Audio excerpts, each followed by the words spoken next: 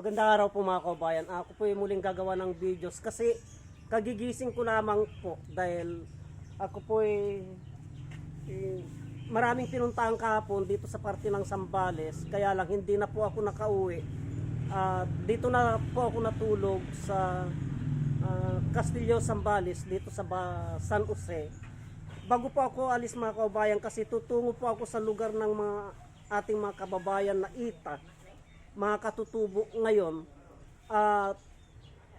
Akin pong titignan yung mga produkto nila, yung mga halamang gamot na kanilang pinanglulunas sa kanilang mga karamdaman mga kaubayan. Pero bago po ako alis mga kaubayan ay titignan ko po, ipapakita ko po sa inyo kung gaano po karaming mga halamang gamot dito sa San Jose, kasi dito po ako nanguha ng mga halamang gamot doon mga kaubayan. Napakarami po, titignan po natin. At bagong lahat mga kaubayan ay huwag po sana ninyong kalimutan na mag-subscribe sa aking YouTube channel at pakipindot na din po ang notification bell para updated po kayo sa lahat ng mga ipapalabas ko mga videos. Ganon din po sa aking Facebook page, pakipollow na din po Juanito Valera 367 at sa aking FB page.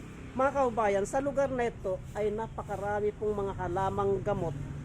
Dito po ako tumatakbo na nangunguha ng mga halamang gamot pag ako po ay nangangailangan. Kaya tignan po natin mga kaubayan yung mga halamang gamot na nakukuha dyan sa kabukiran.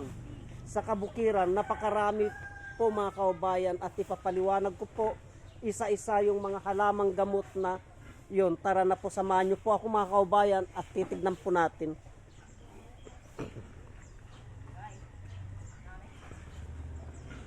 Doon sa bandaron mga kaubayan ay doon po ako nanguha ng mga halamang gamot. Marami pong halamang gamot dyan. Iba't ibang klaseng mga halamang gamot mga kaubayan. Tignan po natin.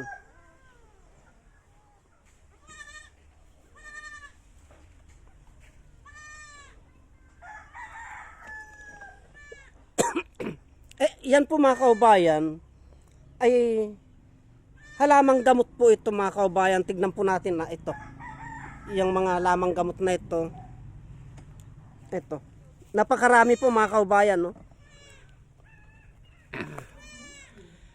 Nagkalat po. Yan po ang dami po. Ito mga kaubayan ay lingid sa ating kaalaman. Ang tawag dito ay araritos. Araritos po ito mga kaubayan. Ang tawag sa halamang gamot na ito, na ito po ay napakabisa po ito mga kaubayan. Ito po ay napakabisa po ito na panggamot sa dinggi. Sa dinggi po mga kaubayan. Mabisa po sa dinggi ito. Ito po ang kasama nito ang kasama po nito ay yung tagumbaw. Ano bang tawag? Hindi. Yung tagumbaw po ang kasama nito mga kaubayan. Yung tuba-tuba. Tuba-tuba po. Kamuntik ko naman pong nabanggit yung tawa-tawa. Ang kasama po nito yung tuba-tuba po. Ang paggamit po nito mga kaubayan, itong araritos na ito, ang paggamit po nito, itong tatlong klaseng dahon na ito at isang dahon ng tagumbaw, pinapakulo po yun, yung tuba-tuba po. Pinapakulo po yun at pinapainom. Mabisa po ito mga kaubayan sa dingge. Kaya wag po nating baliwalain. Ito mga kaubayan, mabisa po sa dingge kasi sa lugar na ito nung panahon ng dinggihan, mga kaubayan, ay ito lamang po ang pinanglilinis, ay pinanggagamot po namin nung may mga panahon na dumadapo na napakaraming lumalabas na sakit na dinggi. Ito lamang po ang pinanggagamot po namin. Wala pong naitatakbo sa ospital mga kaubayan. Wag po nating baliwalain itong araritos na ito, at ang kasama niya po ay yung tuba-tuba. Yun po ang kasama niya. Pinapakulo po ito at iniinom. At kung minsan ang ginagawa po namin ay pinipit-pit po namin ito pinipiga at saka pinapainom. Hindi ko lamang po ito makakain kasi dapat kinakain ko po ito, kaya lang marumi po mga kaubayan. Ayan no, marumi po. Kaya ito po ay gamot sa dengue mga kaubayan. At ito naman po mga kaubayan ay lagundi. Ito, lagundi po ito. Malaking punong lagundi po ito, kaya lang tagtuyo po. Alam naman po natin na ang lagundi mga kaubayan ay napakabisa po na panggamot sa ubo. Itong lagundi na ito, yan po, napakarami pong dahon yan. Marami pong benepisyong nakukuha sa lagundi na yan mga kaubayan. Yan po. At ipagpatuloy po natin ang paglalakad mga kaubayan hanggang doon kasi napakaraming halamang gamot po dyan. Tingnan po natin. Alright. Ang gaganda ng mga kalabaw. Alright. Ang cute po ng mga kalabaw mga kaubayan.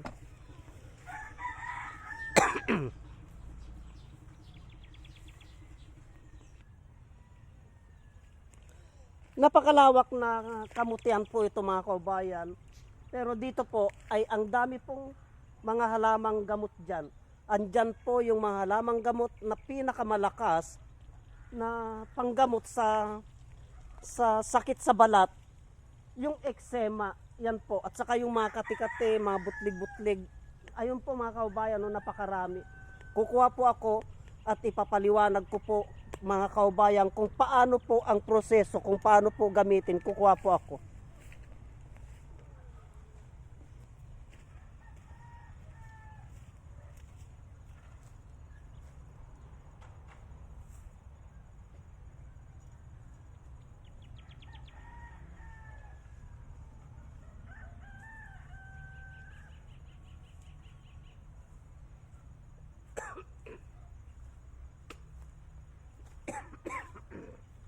Ito po mga kaubayan, ito po yung tinatawag naming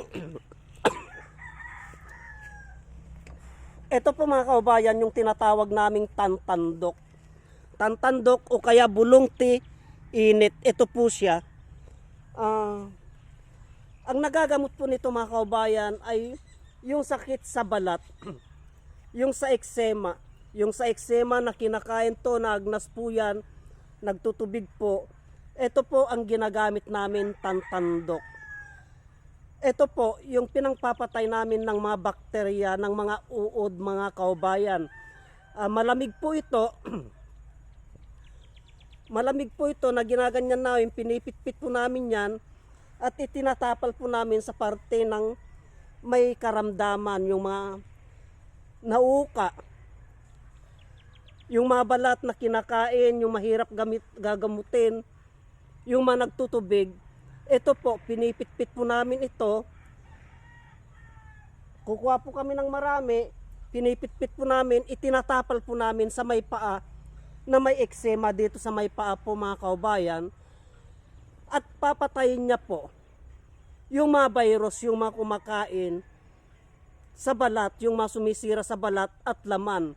Ito po, pag tinapal mo po ito mga kaubayan, malamig po ito. Pag tinapal mo po ito. Pero, pagkatapos mo pong itapal ito mga kaubayan, ang mararamdaman mo po, kakati ng kakati yun. Ibig sabihin nun, kumakain ng laman, yung mga uod. Pagpatay na po yung mga uod mga kaubayan, ang mararamdaman mo po ay iinit at iinit ito. Na kasing init po ng tubig. Hindi mo po makayanan yung init niya mga kaubayan kasi mas mainit pa po sa tubig yan. Ito po mga kaubayan, papatayin niya yung mga uod kasi po aksido po ito. Aksido po ito mga kaubayan, kaya pag itinapal mo sa balat na ganyan, linamukos mo na ganon, pinitpit mo, itinapal mo na ganyan, wala ka pong mararamdaman. Ngayon kung may mga uod dyan, may mga bakterya dyan, makati po ang mararamdaman mo.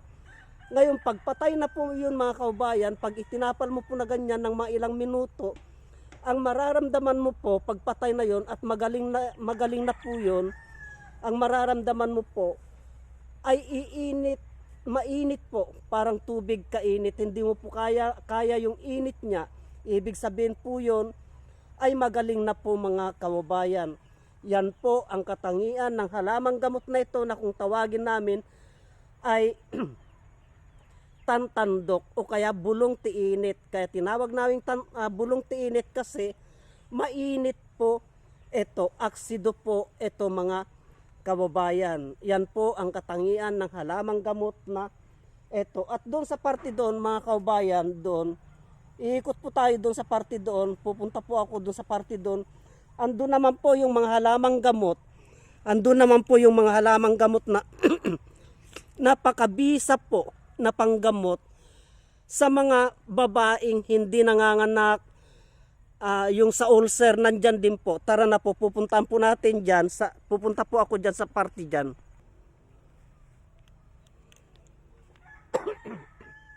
Tagtuyo po ngayon mga kaubayan. Wala po tayong makuhang mga halamang gamot kasi tuyong-tuyo po. Tuyong-tuyo po. Ayan oh. Kasi itong mga halamang gamot na ito mga kaubayan, ang kinukuha po natin dito ay yung laman niya, kaya lang tuyong-tuyo. Ito po.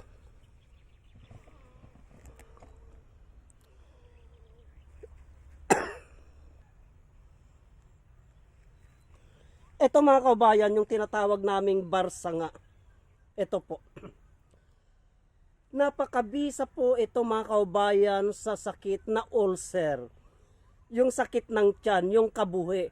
Ito po. At napakabisa din po ito sa mga mababahong hininga. Yung may mga amoy na kilikili. Itong barsanga mga kaubayan, ang gumagamot po ito, itong laman nito. Kasi po, pag panahon po ng ganitong damo, yung hindi po tagtuyo, marami pong laman ito, sunod-sunod po ito, sunod-sunod yan. Ito, ang kinukuha po, ang gumagamot po dyan mga kaubayan, ay ito pong mismong laman niya ito. Pinapakulo po namin ito, pinipitpit po namin, at yun po ang pinapainom namin sa taong may sakit na ulcer, may sakit sa tiyan, yung taong mabahong hininga, may mababaho yung singaw ng katawan. Ito po mga kaubayan, itong halamang gamot na itong barsanga na ito mga kaubayan. Marami sa ating mga kaubayan dito na karamihan may mga sakit sa tiyan, ulcer, mga kaubayan. Pero nung itinuro po namin sa kanila at natuklasan po nila yung mga ganito, wala na pong nagkakasakit sa tiyan, wala na pong nakakaranas ng mga ulcer dito mga kaubayan. Kasi po ang magbubukid po mga kaubayan ay kung minsan lumulusong po sila na hindi pa po nag-almusal, nagkakape na lamang po yan mga kaubayan. Kaya kadalasan ang sakit nila ay sakit sa tiyan. At dito din po, ito din po ang ginagamit namin sa ating mga kaubayan na may hindi maganda yung amoy ng hininga, itong barsanga na ito mga kaubayan. Kaya wag po natin baliwalain ang kahalagaan ng barsanga na ito mga kaubayan. Marami pong mga karamdaman sa ating physical na katawan ang nalulunasan po nito mga kaubayan. Marami pa pong halamang gamot dito mga kaubayan. Marami pa pong halamang gamot dito mga kaubayan, dito sa kabukiran. Kaya lang, tagtuyo ngayon. Kaya hindi po ako makakuha ng mga halamang gamot ngayon. Dahil puro na tuyo po yung mga damo. Ayan po. Yung mga babaeng hindi nanganganak, dito din po. Dito ko din po kinukuha yung ginagamit namin sa mga babaeng hindi nanganganak mga kaubayan. Kaya tignan po natin, puro kamuti po yan. Maluwang po na kamutihan ito mula doon. Ang luwang po niyan mga kaubayan. At dyan sa loob ng kamutihan na yan ay marami pong mga halamang gamot. Andyan po yung mga alusiman, tabtabukol, nandyan po mga kaubayan. Kaya wag po nating baliwalain yung mga ipinakita kong mga halamang gamot mga kaubayan. sapagkat marami po tayong mga benepisyong nakukuha. Hanggang dito na lamang po at marami pong salamat.